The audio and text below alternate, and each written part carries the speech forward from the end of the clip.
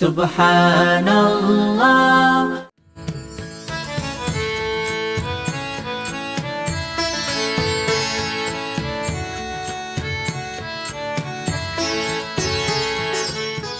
বৈশাখে উত্তরবঙ্গ জুড়ে খরা, অনাবৃষ্টির ফলে বিরূপ প্রভাব আমসহ কৃষি ফসলে, অভাব পানির। দিনের প্রখর রোদে মানুষ ভয় পায় ঘর থেকে বের হতে। টানা দাবদাহে অতিষ্ঠ মানুষের বিশ্বাস, এমন অবস্থায় বৃষ্টি নামাতে পারে ব্যাঙের বিয়ে।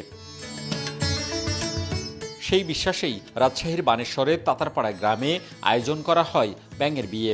সোমবার সকাল থেকে দুপুর পর্যন্ত বাজনা বাজিয়ে ব্যাঙ দম্পতিকে কলাগাছ দিয়ে তৈরি পালকিতে চড়িয়ে ঘোরানো হয় গোটা গ্রাম। এ সময় বিয়ের ভোজের জন্য নেচে গেয়ে বাড়ি বাড়ি থেকে নেওয়া হয় চাল, ডাল ও তেল। বাড়ি বাড়ি থেকে চাল ডাল তুলি, তাদের বিয়া দিয়ে আমরা আমার দেশে হতে পারি। দীর্ঘদিনের অনাবৃষ্টি আর তাপপ্রবাহের হাত থেকে রক্ষা পেতে বৃষ্টির জন্য জিকির আজকার, ইশতিকার নামাজ, সিন্নি বিতরণ, কাদা খেওড়, পুণ্যিপুকুর ব্রত, মেঘ পূজা, হুদুম গান, ব্যাঙের বিয়ে সহ নানা আচার পালন হতো গ্রামগুলোতে। যদিও কাল পরিক্রমায় তা আজ বিলুপ্তির পথে। বিসমিল্লাহির রহমানির রহিম। আপনারা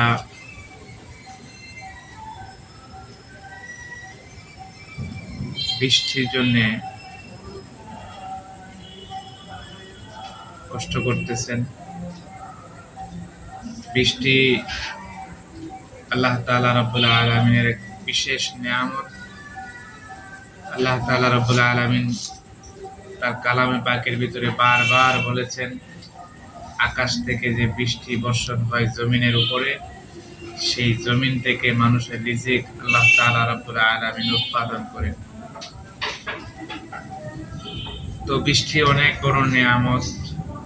আবার বৃষ্টি না হওয়াটা, প্রখর রৌদ্র হওয়া, গরম খুব বেশি হওয়া মানুষের জন্য অনেক কষ্টদায়ক। আল্লাহ রাসূল সাল্লাল্লাহু আলাইহি ওয়াসাল্লাম এর ভাষ্য অনুযায়ী ঠান্ডা বা শীতলতা আসে মূলত জাহান্নামের যখন নিঃশ্বাস নেয় তখন, এবং জাহান্নাম যখন তার নিঃশ্বাসকে ছাড়ে তখন পৃথিবীতে গরমের প্রখর আকার ধারণ করে। এক, দ্বিতীয়ত আমরা আমাদের গুনাহের জন্য আল্লাহর কাছে তওবা করা উচিত। আমাদের গুনাহের কারণে এই জমিনের উপরে আল্লাহর রহমত নাজিল হচ্ছে না, বৃষ্টি হচ্ছে না, এবং আল্লাহ তাআলা রাব্বুল আলামিনের কাছে রাসূল সাল্লাল্লাহু আলাইহি ওয়াসাল্লাম অনাবৃষ্টির জন্য প্রার্থনা করেছেন। আমরা অনাবৃষ্টি, আল্লাহ তাআলা রাব্বুল আলামিন আমাদের উপরে যখন রাগান্বিত হন তখন অনাবৃষ্টি দান করেন। এই অনাবৃষ্টি থেকে মুক্তির জন্য আল্লাহ রাসূল সাল্লাল্লাহু আলাইহি ওয়াসাল্লাম ইস্তিসকার নামাজের কথা সহিহ হাদিসে বর্ণিত আছে। ইস্তিসকার নামাজ আদায় করে আল্লাহর কাছে তওবা করা। ইস্তিসকার নামাজ আদায় করা মূলত প্রথমত তওবা করা, গুনাহের কাজসমূহ থেকে ফিরে আসা, এবং যারা গুনাহের সাথে লিপ্ত, সুদ, ঘুষ, দুর্নীতি, চাঁদাবাজি, এই সমস্ত সামাজিক গুনাহ ব্যাধিগুলা থেকে আমরা এগুলো পরিত্যাগ করে তারপরে যদি তওবা করি, ইস্তিসকার নামাজ আদায় করি, আল্লাহর কাছে চাই, হে আল্লাহ রাব্বুল আলামিন আপনি রহমত এর বৃষ্টি দান করুন, যে বৃষ্টিতে আমাদের কোনো ক্ষতি হবে না, যে বৃষ্টিতে আমাদের কোনো অমঙ্গল হবে না, সেই বৃষ্টি দান করুন। তাহলে হয়তো আল্লাহ তাআলা রাব্বুল আলামিন বৃষ্টি দান করতে পারেন। অনেকে প্রশ্ন করেছেন, সমাজে একটি প্রচলিত বিধি আছে, কুসংস্কার আছে, বৃষ্টির জন্য অনেকেই আমাদের পাড়াগাঁয়ে এলাকায় দেখা যায় ব্যাঙ এর একটা বিবাহ নামে অনুষ্ঠান করা হয়। এটা সাধারণত আমরাও ছোটবেলায় করতাম, তখন বুঝতাম না।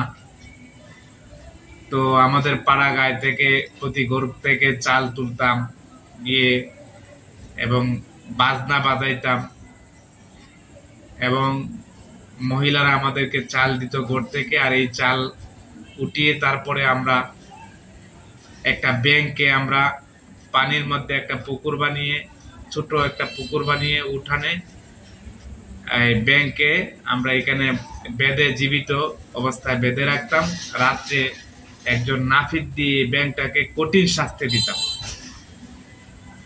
নাফিদের কাজটা ছিল এই ব্যাংকটার মাথাটাকে কামাবে, জীবন্ত অবস্থায় তার মাথাটাকে ব্লেড দিয়ে তার চামড়াটাকে কাটবে, আর তারপরে এই ব্যাংকটাকে আমাদের প্রচলিত কুসংস্কার অনুযায়ী ছোটবেলা যা বুঝতাম, তারপরে এই ব্যাংকটা বিয়ে হয়ে যেত। এরপরে আমরা বুঝতাম, বা এখনো আছে, এখনো বুঝি সাধারণত অনেকেই, যে বৃষ্টি হবে এইরকম করলে। এটা সম্পূর্ণ হারাম। ব্যাংকের বিয়ে এটা কুসংস্কৃতি, এটা মুসলমান হিসেবে কোনো ক্রমেই এটা সাপোর্ট করা যেতে পারে না। কোরআন এবং হাদিস সম্পূর্ণ এর বিরোধী। একটা জীবিত ব্যাংকে এতটা কষ্ট দেওয়া, এমনি সে অনাবৃষ্টিতে কষ্ট করতেছে, দেখা যায় আমাদের ক্ষেতের, পুকুরের বা আশেপাশের পানি রৌদ্রের কারণে অনেক গরম হয়ে যায়, তখন পশু পাখি জীবজন্তু গুলা কষ্ট করে, এই ব্যাঙেও কষ্ট করে গরম পানিতে থাকে। আবার এই ব্যাংকটাকে অনাবৃষ্টির জন্য প্রার্থনা করব তাকে জীবন্ত অবস্থায় তার মাথার চামড়াটা কেটে ব্লেড দিয়ে, এবং যেভাবে মহিলা পুরুষ একসাথে মিলেমিশে এই হাউ মাউ খাও ব্যাঙের বিয়েতে করে খিচুড়ি পাকায় এবং সবাই মিলে খায়, এটা কোনো ধর্মীয় অনুষ্ঠান বা ইমান আকীদার বিশ্বাস হতে পারে না। এটা সম্পূর্ণ কুসংস্কৃতি এবং কবিরা গুনাহ বটে। কারণ এখানে প্রাপ্তবয়স্ক ছেলে মেয়েরা হই হুল্লা করে, হুড়াহুড়ি করে, এবং শুধু তাই নয়, যদি কেউ এরকম বিশ্বাস রাখে যে ব্যাংকটাকে এরকম শাস্তি দিয়ে নাফির দ্বারা তার মাথাটা কামিয়ে যদি এরকম চাল তুলে সিন্নি করলে বা ব্যাঙের বিয়ে দিলে বৃষ্টি হবে, তাহলে এটা হয়ে যাবে শিরিক গুনাহ।